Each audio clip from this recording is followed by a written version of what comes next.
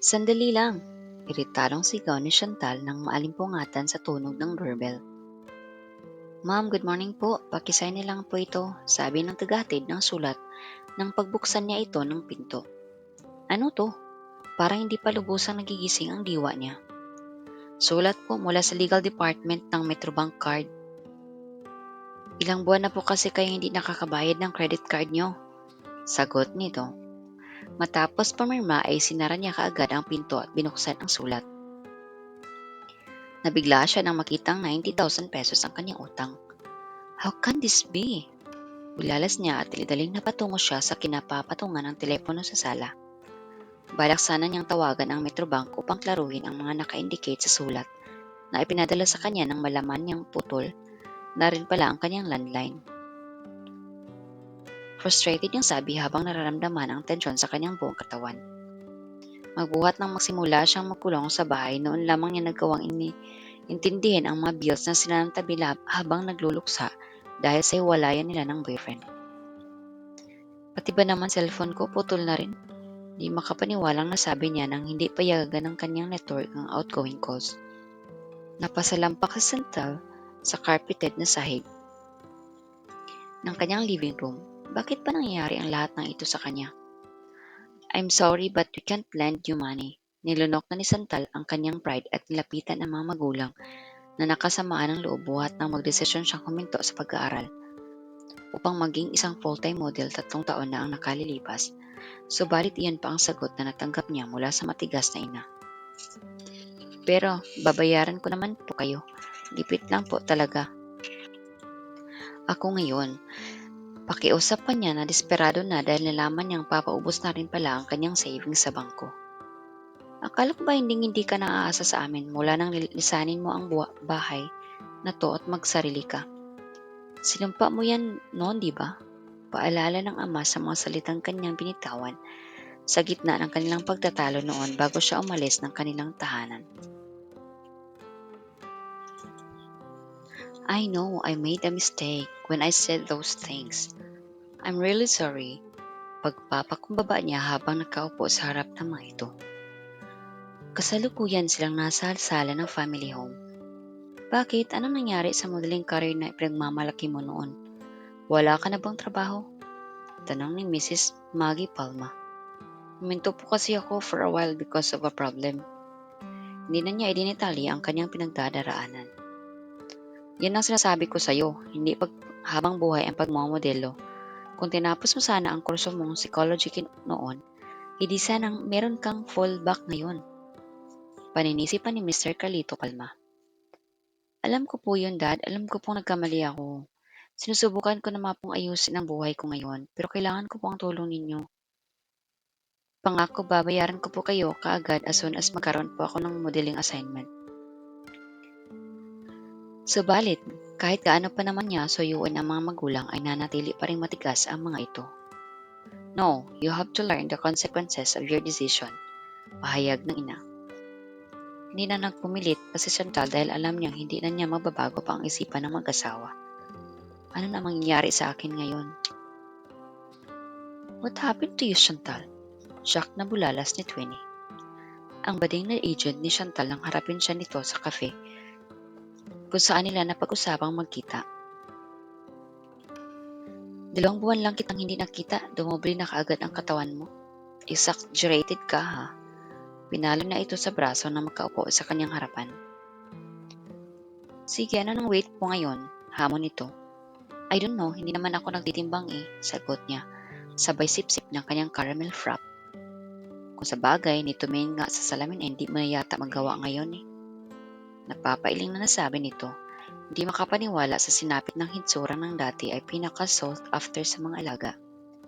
Chantal naman, bakit mo pinabayaan ang sarili mo? Tingnan mo nga yung hitsura mo ngayon. Daig mo pa ang may 3 anak na iniwan ng asawa.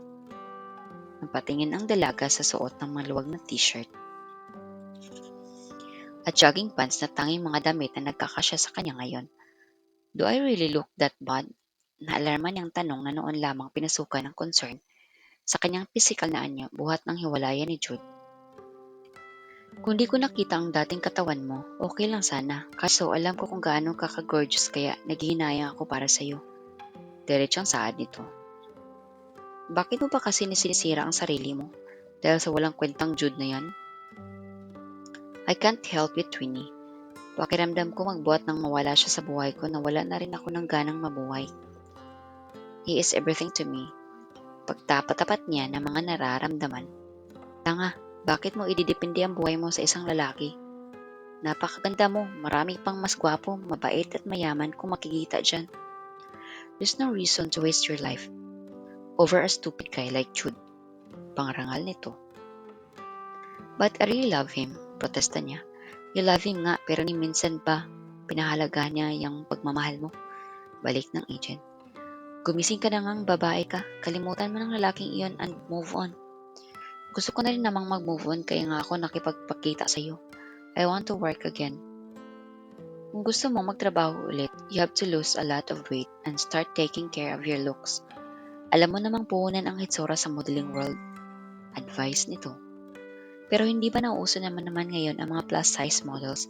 Baka pwede ako mag-qualify doon, suggestion niya. Napaisip si Twinnie. Sige, I'll see what I can do. Sir, ito na po ang portfolio ng ating mga models, ani Lizette, ang 30-year-old secretary ng dating presidente ng Chic Models International, ang ina ni Devin na si Mrs. Carol Azarcon na ngayon ay sa kanya na magsisilbi.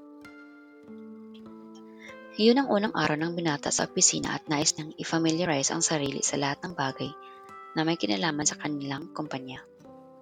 At syempre, ang pinakamahalaga sa lahat ay makilala niya ang bawat modelo na buhay ng kanilang negosyo. Thanks, Lizette, sabi niya habang nakaupo sa likod ng modern at stylish desk na personal na pang pinili ng ina para sa kanya nang magpapa-redesign ito noon ng opisina bilang paghahanda para sa kanyang eventual takeover. Nang magpaalam ng sekretarya ay kaagad niyang binuksan ang portfolio and dazzled his eyes with the images of various beautiful women. Habang nag-i-enjoy sa nakikita ay biglang nag-ring ang kanyang cellphone. Oh, Larkin, ikaw pala, batik niya sa pinsan na ikinokonsidera rin niya bilang best friend at parang sariling kapatid. Ikaw, siraulo ka, nakauwi ka na pala, hindi ka man lang nagsasabi. Kung hindi pa tinawagan ni Tita Carol ang mami ko, hindi ko pa malalaman na nasa Pilipinas ka na pala. Bungad nito. Pasensya na, marami lang kasi akong inaasikaso sa ngayon. Pero plano ko na talagang tawagan ka at ayaing lumabas. Pagrarason niya habang patuloy na ini-scan ang portfolio ng mga models. Oh, ano na naman yung mga inaasikaso mo? Ang kumpanya ni Mami. Sa akin na kasi niya ibinibigay ang mga pagmamahala rito, togo niya. Ano? Kauwi mo palang trabaho na agad ang inaatupag mo? For God's sake, Devin, can't you have some fun muna bago ka sumabak dyan sa kumpanya ninyo? Hindi na kailangan dahil dito pa lang I'm having fun na. What do you mean? Dude, I've got the best job in the world. I have a roster of beautiful and sexy women surrounding me. Pagmamalaki niya habang patuloy na tinitigan ang mga litrato ng mga modelo. Isn't it perfect? I can combine business and pleasure. Ikaw talaga hindi ka pa rin nagbabago. Babaero ka pa rin. Haba, nagsalita ang hindi babaero. Hindi na ako babaero ngayon. One woman na ako, cause I found my true love in Peaches. True love? Kinikilabutan ako sa iyo, dude. Tila may pandidiri niyang nasabi na sadyang allergic sa commitment. Sige, pandirihan mo ko. Balang araw kapag nahanap mo ang katapat mo, tingnan ko lang kung hindi ka magsalita ng ganito. Wait lang, dude. I think I've just seen the most beautiful girl in the world. Halos mapangangan niyang nasabi habang nakatitig sa litrato ng isa sa kanilang mga modelo whose beauty is like that of an Italian model with lush brown hair, perfectly arched eyebrows, almond-shaped brown eyes, high aquiline nose, high aristocratic cheekbones, and pouty lips. And her body is just perfect. She's got the tiniest waist I've ever seen. Bakit? Nasaan ka ba ngayon? Naguguluhang tanong ni Larkin. Sa opisina. I'm looking for at our model's portfolio. Sagot niya na hindi na nagawang ilipat pa ang pahina at napako na sa baba hindi na mawala sa isipan.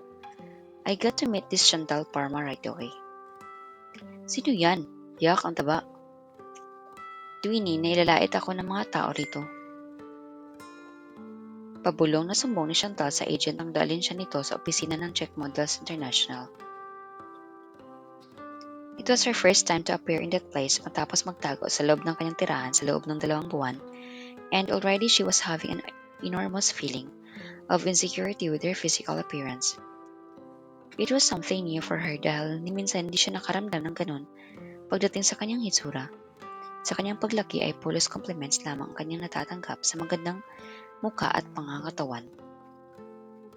Her looks was a source of her pride and confidence, kaya nga ngayong nakakarinig siya ng panalait mula sa mga tao, malaking blow iyon sa kanyang self-esteem.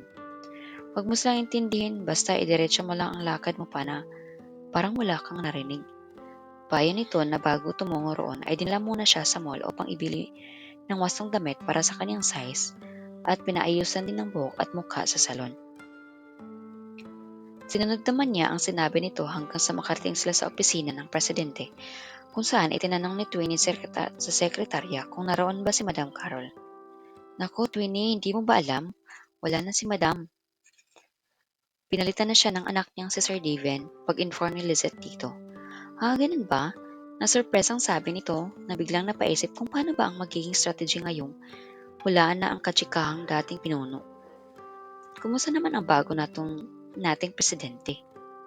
Singbait rin ba siya ng mami niya? Pag-fish nito ng informasyon mula sa babae upang mapag-aralan ang nararapat na approach para i-bring up ang tungkol sa pag-hire ng Chantal bilang isang plus-size model. Kanina lang kasi siyang pumasok kaya hindi po kilala ang ugali niya, tugon nito. Nabuti pa ipapakilala ka na lang kita sa kanya. Sinamahan ni Lisette sina Twinnie at Chantal sa loob ng silid ng bagong presidente at nanlaki ang mga mata ng dalaga na makilala niya kung sino ito. Shucks, kailan ba talaga matitigil ang kamalasan ko? Bakit sa dinarami-rami ng tao sa mundo na magiging presidente nitong agency, ang lalaking ito pa? It's my honor to meet you, Sir Daven. Paglalahad ni Twinnie ng kamay matapos may pakilala ni Lizette.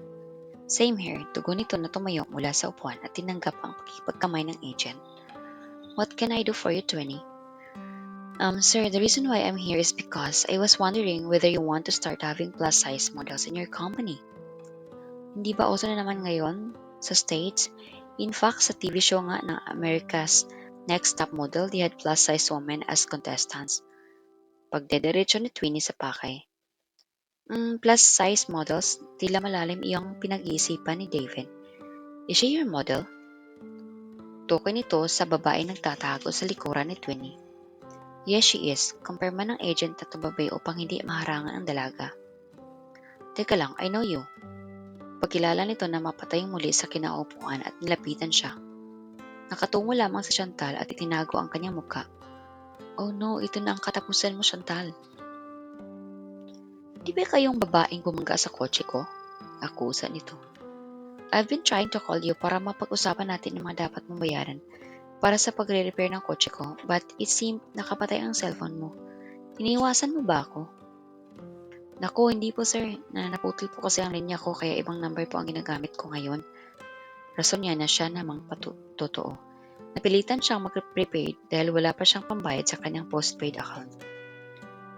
Sir Devin, baka hindi niyo po siya nakikilala dahil medyo nag-gain siya ng weight ngayon. Siya po ay dating model na rito sa inyo. Her name's Chantal Palma. Singit ni Twinnie bago pa lumayo ang usapan ng dalawa at tuluyang magkasira. Ikaw si Chantal Palma? Labis na ikinabigla ni Devin na malayong-malayo ang nakikita nito ngayon sa itsura ng babaeng nasa portfolio. Kahit maganda pa rin ang babaeng kaharap, obvious ang inilaki ng kanyang katawan. Shucks, hindi na talaga nila ako nakikilala ngayon. I must really look so horrible. Napatungo na lamang siya sa kanyang kinatatayuan. Yes, she is, sir, kumpirma ng bading na agent. She had been a sought-after model for the last few years, kaya kahit sabi na siya ngayon, hindi pa rin nawawala ang kanyang vast experience sa print and ramp modeling. Patuloy pang kumbinsi nito na nais talagang ipasok ang laga bilang plus-size model. Okay, tatanggapin ko siya but not as a plus-size model. I want her to lose weight and regain her old body. Can you do that, Chantal? Tanong nito mismo sa kanya. Of course I can do that, sir. Kaagad niyang sagot na hindi pa pinag-isipan ang tanong nito. Nadala kasi siya sa excitement na magkaroon muli ng trabaho. Ang gabi ni Sir Steven, ang sabi ni Sir Steven, gusto niyang maging ganito ulit ang itsura mo. Ipinakita ni Twenty kay Chantal ang kanyang old print advertisement sa magazine kung saan nag-model siya para sa isang clothing brand. Walang problema, magpapayat na ako. Paniniguro niya habang nakaupo sa passenger side ng kotse ng agent. Kagagaling lamang nila sa opisina ng Chic Models International at ihahatid na siya nito pauwi sa kanyang inaupahang apartment. By the way, ano nga pala yung sinabi niya tungkol sa pagkakabangga mo sa kotse niya? Bakit hindi mo yata nababangit yun sa akin? Pag-aalala nito sa narinig kay Devin kanina sa loob ng opisina nito. Nabangga ko kasi yung puwet ng kotse niya nang bigla siyang mag-stop. Hindi ko kasi napansin na naka-red pala yung stoplight. Ikaw kasi hindi ka nag-iingat sa pagmamaneho mo. Sermon nito. Ano ba yung kotse niya na nabangga mo? Sinabi niya kung anong ori ang sasakyan ni Devin. Ang laki ang mga mata nito sa pagkagulat. Naku, mahal ang paggawa nun. Paano mo siya mababayaran sa damages na ginawa mo sa kotse niya? Wala ka pa ba namang pera ngayon, kaya nga dapat niya ako mabigyan ng trabaho para mabayaran ko siya. Saad ni Chantal nakakaramdam muli ng kalam ng sikmura subalit pinili niyang hindi na iyon pansinin. Bilisan mo na rin ang pagpapayat mo nang mabigyan ka niyang trabaho so you could pay him right away. Nakakahiya din sa tao, ang bait pa naman niya. Mabait? Naku, nakita mo lang kung paano inagaw ng lalaking yung cellphone sa tainga ko habang sinasagot ko yung tawag na inakala ko kung kay Jude galing. Panghihinayang na naman niya. Jude na naman, napaikot ang mga matang nasabi ni Twinnie habang nagmamaneho. Pwede ba tigilan mo ng kakaisip sa hudas na yun? Ang pagtuunan mo ng pansin ngayon ay ang magpapayat mo ng magiging fabulous ka ulit.